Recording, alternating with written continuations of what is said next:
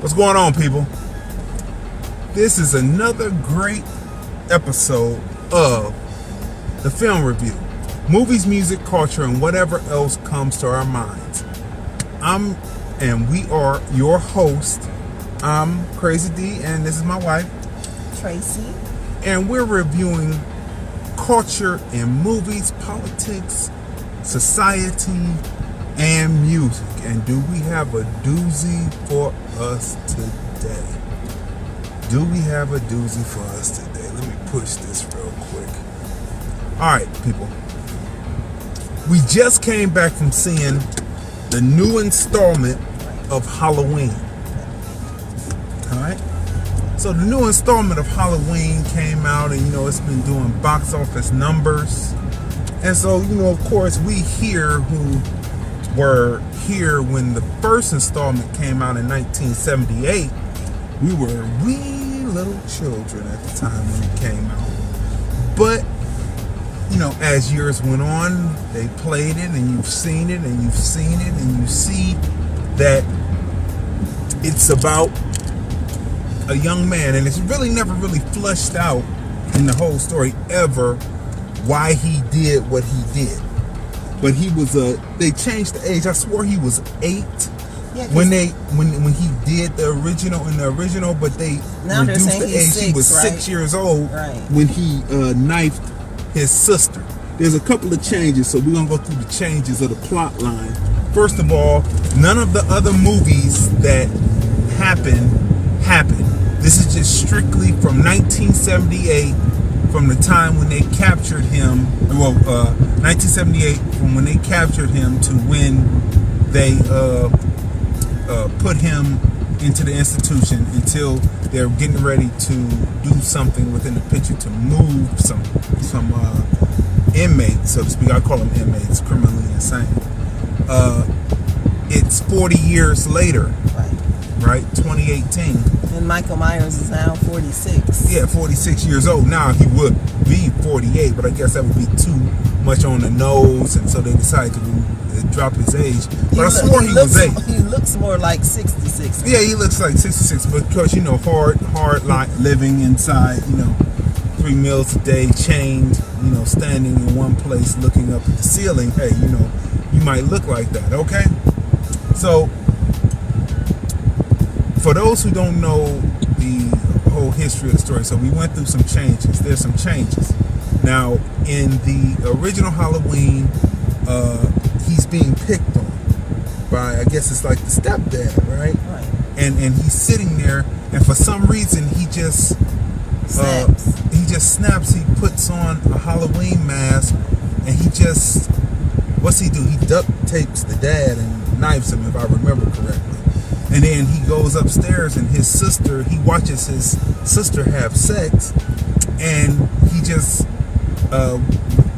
while the boyfriend is away, he kills the boyfriend, and he walks in while his sister's combing her hair, and he stabs her to death. Now, anyone knows that in horror movies, that's part of the moral situation, because they're immoral. Usually they catch the tip of a knife. Any Friday the 13th, that's usually what it is. They have sex, and then they catch the tip of the knife.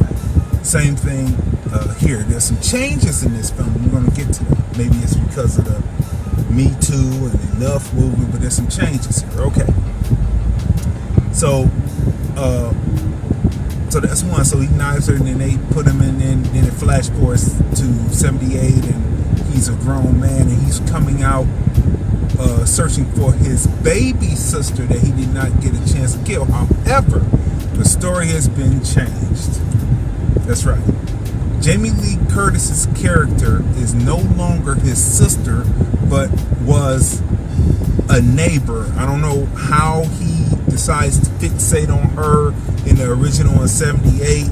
It was supposed to be the sister. I don't know why. Maybe she was in the same house. Right. So it's never really explained. In this picture, some of the things, like you see the previews of the piece, there's certain things that aren't explained, like why he chooses to do his second murder Well, third, because he murdered up a lot of people. But anyway, you see the previews about the bus being turned over, and you don't know why. And then later in the film, it's discovered why. But he escapes, and in between time, he's killed up some people. And so you don't know why he decides to do his fifth murder of this person, other than you must surmise that this must have been one of the houses that he murdered before. Right. And so thus he goes back. So there's a problem with the film with that, because people with all of the different horror genres, the slasher films, really, that's what this is. With all the horror, slasher, thriller slasher films that have come out, the audience has become more educated on what they're seeing on screen, more astute to what should be seen on the screen and what should be explained. So that's a problem in the film. Is back in '78, that didn't have to be explained, but now you're sitting up there and you question everything, like, why is he doing this and why is he doing that, you know? So what do you think about the film, first of all, as far as the setup is concerned? As far as the setup, it stays in the tradition of scaring you. Like, you know, you're sitting there watching a scene and, you know, Michael Myers will jump out at you, or it's a lot of, we called it, while watching it, we said this is really like a psychological type thriller, horror film, because, you know, you're sitting there trying to figure out why he's the killer, so, but it's weird, because certain people, he don't kill, he'll just walk past, and others, he will, and so, you don't figure out why he's not just slashing everyone. Yeah, he's not just slashing everyone, but it did its job for me, which was, you know, I was in the same vein of, you know, it's Halloween, we're in October, Halloween is almost here. It was a slasher film, lot of blood, lot of, you know, you got the Halloween type feeling, because of course it takes place during Halloween. So kids are outside trick or treating. You see the pumpkins. It's worth going to see. Yeah, it's worth going to see. If you grew up, you know, watching Halloween, it may not be exactly what you thought it should be, but it does its job. Maybe because it's simplistic, and we've seen the advancements, right, like the Halloween that came out under Rob Zombie. Right. Now that right there is where you would think Michael Myers would be, you know. But again, that doesn't exist. That's not even in the pantheon. Those are great films to watch, but this is none of the other films. Number 2, and then the remakes, 3, all the remakes never happened. This is what happened. So when you watch the Halloween under Rob Zombie, which, you know, you have to give him credit, he put that together, and it is one of those things where you are sitting up there and you're saying, oh my goodness. But it kind of this one kind of makes him simple. You know, it's simple, and the things that happen, it's just certain things that happen. Like, take the people, for instance, and the different people who get murdered by Michael Myers in this one. You sit there at the beginning of the picture probably would have came to an end. Now, you've seen the bathroom stall scene in the preview, so that is not this is not a spoiler, and you don't actually see exactly what happens, but this is not a spoiler. But you are sitting there thinking, is she serious? Is she serious? She's so stupid. Now you're sitting there, you come in, and I will say this, you come in and you have a weapon. And don't use it. And you don't use the weapon. You have a weapon. Right. It's right there. Matter of fact, if if it's two people and you care about the person, you would be there to be out there Fighting trying to them. fuck that person up, really. But so the way it's written is kind of simplistic. Right. So my thought on the film is it's not as great as it could have been. Right. It's kind of there's a kind of surreal scene that happens. You see that in the previews also, where they're in the courtyard of the insane asylum and he's yelling at Michael Myers, and it's like you're sitting there like, what this is something from out of 1978, psychological mental illness shit that just doesn't play today, because people have learned so much more about mental illness in between this time, and the shit just doesn't play. And you like, well, why don't you just walk around? If he's not turning around, why don't you just walk around to the other side? Because there's plenty of spaces to walk around to the other side. But so it's just weird. Right. So we're like, no, this isn't. Yeah, this is something to. Hey, Halloween is almost here. If you're in the mood for a horror film, you grew up watching Halloween, it's something to go and see. Just, kind of lower your expectations. Yeah, lower your expectations of what would be common sense. Now, as far as the blood and gore and the shock value of killing people on film, you will enjoy this film. Yeah. It has heightened.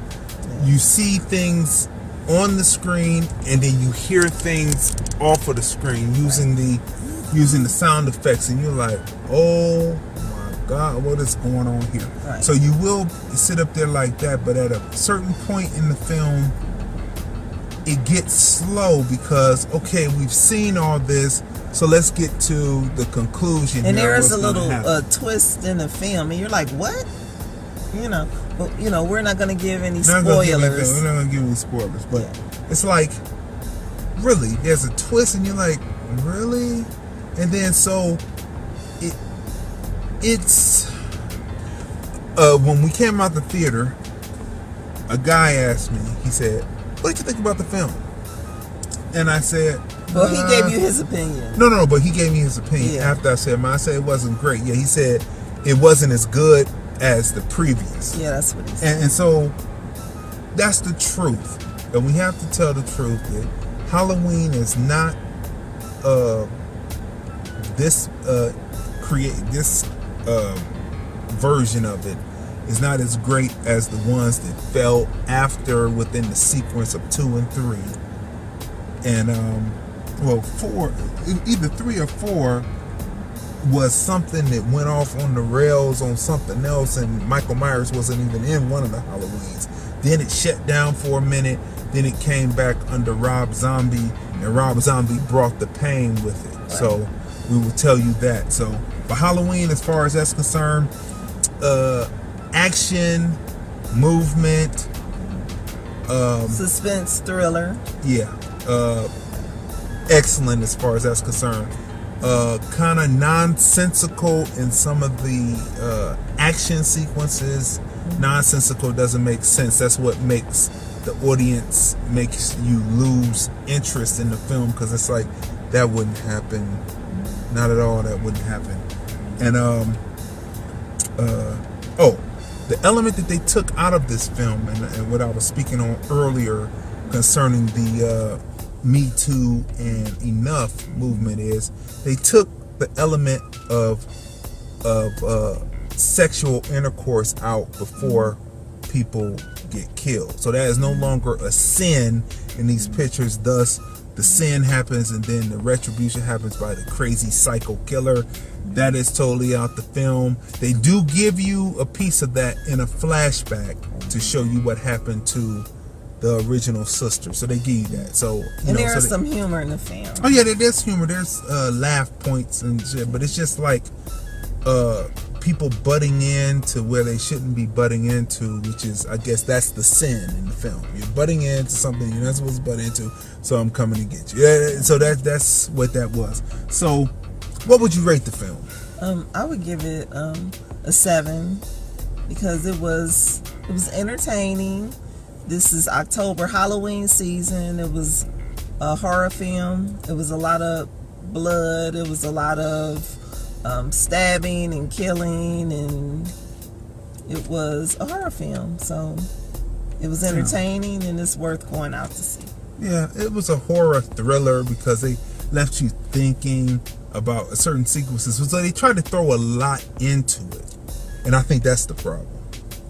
You know, they didn't keep it streamlined. They tried to throw a lot into it, but they tried to keep it simplistic, a little bit too, as far as the action sequences were concerned, and it didn't make any sense. It didn't get loose until Jamie Lee's character finally got loose, and so you see the film. I'll give it a 7. Also, it's not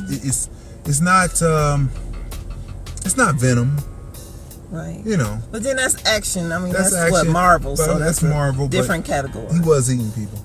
But so, you know, so it wasn't Venom. So go see that film. Now, let's talk about the big elephant in the room, which is Pusha T on the Joe Budden podcast. That's right, on Joe Budden's podcast. Now, I don't know why people are playing checkers with this, right?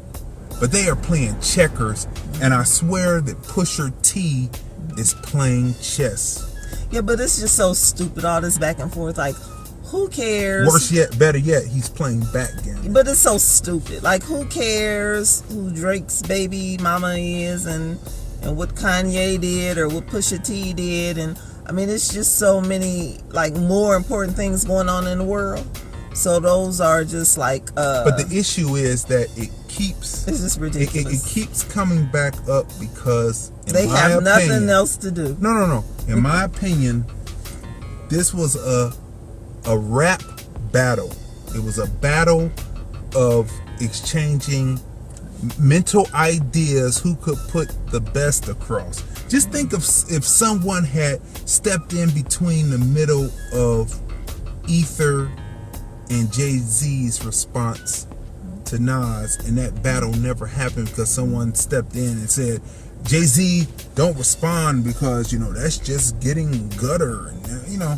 So in the aspect of that, I think that and the person keeps stepping in and saying something else, which is keeps throwing logs on the fire. Now, for a hip-hop purist, the battle would have been good because, you know, we would have been able to see the dexterity of Drake mentally, the dexterity of Pusha T mentally, but it was cut short. So now in interviews, people have to come 4 months later, like Pusha T said, and have to defend themselves because they can't do interviews. They can't go to the award shows. They can't do that because they did not answer.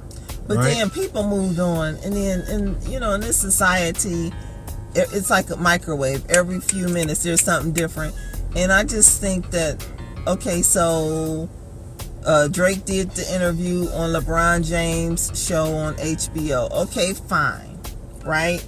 And then everyone could have moved on. No, he asserts that the information came from that Kanye, that he gave all the information to Kanye. So now the plot thickens because now, like I said, he's playing backgammon and chess and not checkers. He comes out and says that in the so this moves beyond hip hop battle, rap battle, and moves into loyalty of crew and listening to what people always said in rap records, which is you're not supposed to trust someone that you're just sleeping with. Right. So now this so wait a minute. So now it branches off into a situation where now loyalty is brought in and disgruntledness is asserted. Right. And now the person now will be looked at side eye no matter what is said and done, it would look side-eye. So that's, so that's why I'm fine. saying So you're talking about he's playing Drake's producer 40. So that's now right. I would say moving forward, Drake would say to himself, okay, well, moving forward, I'll just have to keep shit to myself.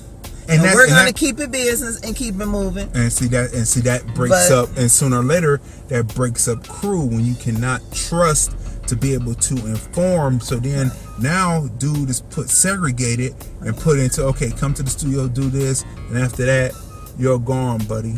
Okay. But if what Pusha T asserted was true, maybe Drake was moving away from dude anyway because some other things probably had come back to him and he had only told him. So thus he's feeling this separation and so felt disgruntled. So this shit. So when you do something and you don't respond and just keep it on record, and then you go on to a talk show because you're hurting because you can't, and then you go and say, well, this is why it's this, and this is why I keep on jabbing at him. And Pusha T says, I can't be friends with you and you're jabbing at me.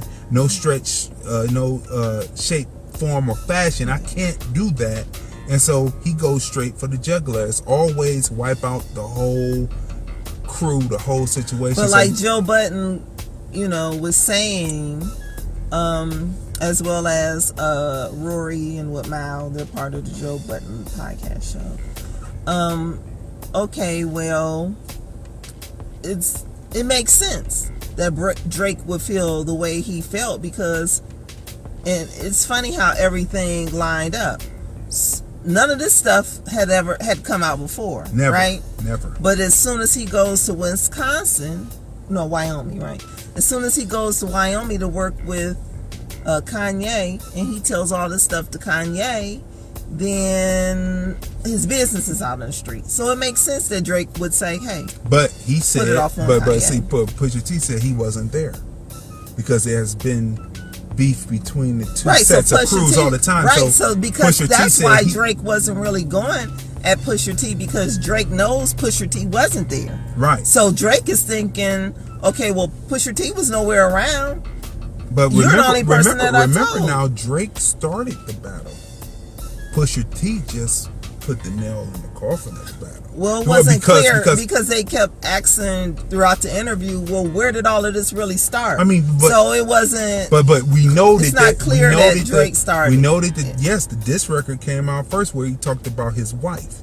Well, no, it went back further than that. No, it goes back to records with Lil Wayne, right? And them being on records with Lil Wayne, him and Drake Baby, and Pusha T. Yes, right, they were on there, so that goes back. But Drake delivered the first push with well, that goes back to what you said about Crew. No. So he only did what Pusha T did. No. He pushed the first button by talking about his wife, and he said, "Don't talk about my wife because you deal with scally hoes." No, you remember Joe Budden said to him, he said, "Come on, this wasn't really about your wife, was it?" And he said no. He said that no. He said that made it more. No. He said it was icing on the cake because he was gonna come for him anyway. No, we're talking about the battle. He's talking about once he released the diss track to him, he was coming anyway. But that put the icing on the cake for how he was going to come. Right. So you talk about my wife. I'm talking about your soft porn girlfriend and the child that you had out of wedlock. So I'm not gonna say illegitimate. Okay, so they talked about that. Right. So so it's funny. I mean, I don't know. It's just kind of like, to me, it's not as simplistic as that for me. What's that? I feel that when the whole situation with Kanye going to the White House, embarrassing himself, right? Hey, Pusha T is the president of good music. Kanye West's record label, right? So in order to take the heat off of that, hey, well, let me go on the Joe Budden podcast show, right? And then start talking about this whole Drake thing again, and with Drake on the. So I just think it's just a diversion. You know, I disagree with that. It's tactical. It's a diversion. I think that it's so just, people could stop talking about Kanye's coonery in the White House. I think that it's just situations in time that are happening coexisting at the same time. The interview released with Drake. Now, like they alluded on the show, what Joe Budden said on the show, you know how TV is. You film it ahead of time. So he could have done it then, but then it releases now. Right. So it just so happens that it releases now, and there are platforms where you can instantly respond now and not have to wait. So Drake threw another dart, and it just so happened that it came on during the time that it went to the White House, and Pusha T, the type of person he says he is, he was going to instantly respond. Did Drake throw a dart, or did he just tell his side of the story? He told the side of the story, but he decided he would come back and say that I told you that I didn't get it. Kanye told you that he didn't get it from you. I didn't get it from him, and so let me tell you exactly where it came from. It came from inside your camp. Right, and well then that's why Pusha T said Kanye made it really messy and unclear when Kanye kept apologizing to Drake. That's right. So women now, listen. Pusha T did not pull any punches on Kanye West. Yeah, no, he did. You know, he said that I wouldn't be throwing diss records and then be cool, hanging out with you. I wouldn't do that. Right. And he said that I wouldn't apologize for something that I didn't do. So he made it messy. So Kanye West made it messy, but he came up to clear it up. So now it's even more destruction getting ready to happen. Right. And so that's where it is with me. So how do you rate Pusha T's interview? His interview. How do you rate that on the Joe Budden show? The Joe Budden podcast interview with Pusha T was like excellent. And then I would give it a 10 because Joe Budden, Mal and Rory, they asked Pusha T excellent questions. Sure did. And Pusha T, his answers were on point. Yeah. Pusha T didn't hold back. He said exactly what was on his mind. And it's a really good interview. And it's definitely worth watching. And I hope it's a part 2 because they were finished, on the Joe Budden podcast. They added it. It is on there. So part 2 will be coming, and we'll probably talk about that because it's going to be, once we watch it. Okay, it's there, but we're going to watch it, and we'll probably be back to talk about it more. I want to give it a 10 because Joe Budden and the rest of it, Rory and Maul, they know how to get to the nucleus, get to it without jumping all around the board. So I have to give it a 10 also. And plus, it shows how a person who comes from a certain background that is a battle rapper, how not only can they deliver on paper, on wax, on record, on recording, on MP3, but they also can deliver within an interview and in an uncontrolled environment. It's just like how they talk about how Eminem went on a controlled environment with Sway. So LeBron James, salute to him in LA, but that was a controlled environment because they're friends, right? So who gives Sway the opportunity to be on there and to take his platform? So it's going to be in a controlled environment. However, the response that MGK did, Machine Gun Kelly did, was in an uncontrolled environment on The Breakfast Club. Another example of another battle where that was a good interview. That was a great interview. So Pusha T in an uncontrolled environment answered. We need to have Drake in an uncontrolled. He needs to sit down with Joe Budden and all of them and have an uncontrolled environment. Shouldn't sit down with anybody else. He said what he needed to say on the LeBron The Shop show. We need to end this because it's getting ridiculous. No. What I'm saying is it's cool, but he's gonna have to someone is gonna have to concede. I mean, just move on. Everybody put out their music. Because he feels he self-cheated. He cheated himself. He self-cheated himself, right? So as long as he feels self-cheated and he didn't release the response track, he's always going to have something to say. Well, he did. He got it off his chest, his whole album. His whole album, and he's going to throw, whenever he's on a guest, he's going to throw darts, which then keeps the president of good music, who stands for his crew, he's always going to come through with more tidbits of information, which is Pusha more T has damaging. too much.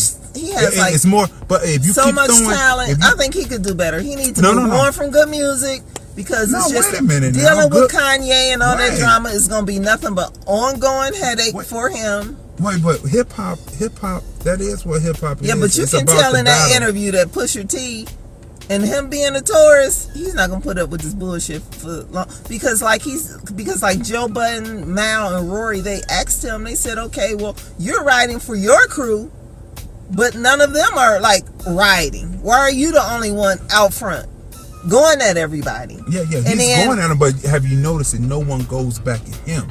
They sidestep him, and they move on to people who they feel are soft targets. What I noticed, Pusha T is big on. He talked about it. He's really big on artists. If you are a hip hop artist or a rapper, you should write your rhymes. He was big on that. He said, what did he say? Right. He said you should. Yeah. Right. So he was throwing that at Drake. Right. Right. Because he writes his own lyrics, but he considers. Right. He considers. But Drake writes also. He considers. He wrote for Kanye, right. So he's a writer. But then he says the only one that doesn't write for themselves is probably Cardi B. Wait, hold on. I mean, I'm just saying. Pusha T was talking about writers, and it's important for people to write, right? And to be writers, and then that's when Maul, and Rory, they jumped in and said, well, wait a minute, Drake is a writer, he does write, because, and then Pusha T said, what, those little sing-songy melody things? No, but we're not talking about. But they were saying how writers that you do for write for other people too, right? Or that you do for Kanye, right. that sing-songy that you do for Kanye. That's not what he's talking about. Right. He's talking about being able to put the pen to pad and write battle rhymes, and he says that he's inept at it. That's basically what he's saying. I mean, well, yeah, because he's upset. So he's going but to. But Pusha T is a great artist. Drake is a great artist. They need to just move on and long as Drake their keeps, projects. This is what I'm going to predict here, because this is hip hop music, and this is what we're dealing with here. As long as he keeps sidestepping Pusha T, and he keeps going at Pusha T's crew, right? It is only what Pusha T, what in good hip hop form is Pusha T will go at him, because as far as he's concerned, Kanye West is not an MC or a rapper. He is a producer who rhymes, who has had people write for him to put his beats out there so he can get more business. That's basically what it is. So those albums that come out are sometimes he's penned, and people pen and help him tighten it up, put it out there as a product, so that people will say, I want some of those beats because that goes multi-platinum. You know what I mean? So he considers him a producer. And why do you keep coming at the producer when the MC, you're an MC? Well, I think that's going to be the end of it. You're an MC, and you keep coming at the producer. That would be like somebody trying to come. Who's coming at the producer? Drake is coming at the producer. Because he talked about the man's child and his parents. No. Pusha T is saying that I'm the MC. You say you're the MC.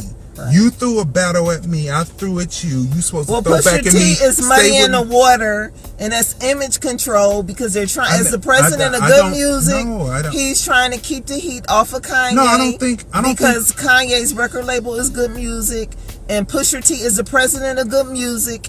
And like they said on the during a podcast, Joe Budden podcast, they don't know if it's PR, if it's the Kardashians or whatever, but they're masters at this type of They're masters at it. So all it is to take the heat off of what's going on with Kanye. So. Let's go through the whole Drake, Pusha T crap all over again. But I'm thinking moving forward, Drake is just gonna move forward. He was able to get it off his chest. His album is. It's not going to move forward. His concert tours are sold out. Sales. There's no need to go back and forth with Pusha T. Sales mean nothing. Pusha T had to cancel his tour in certain states. I mean, what I'm saying is numbers and all that mean nothing. Pusha T needs to focus on his stuff. Wait a minute. Numbers and canceling concert tours mean nothing in hip-hop music. Now pop and rap music, that matters. We're talking about hip-hop music and the battle, and as long as he keeps sidestepping Pusha T and keeps throwing he can't stop now because no I'm saying it's going to be the end of it for Drake. I really don't think so, because it's an inner pride thing. I think he got it off his chest, and that's the end of it. But he got flambéed again. That's he got flambéed again. That's your opinion, and we will see how long the crew really sticks cohesively together. His crew, Drake's crew. I mean, his crew is fine. So we'll see. So that's it. You know what I'm saying? Let us know what your opinion is. But this has been another great episode of the Film Review. Movies, music, culture, and whatever else comes to mind. We are the husband and wife team. I'm Crazy Dee. I'm Tracey. And we'll see you next time.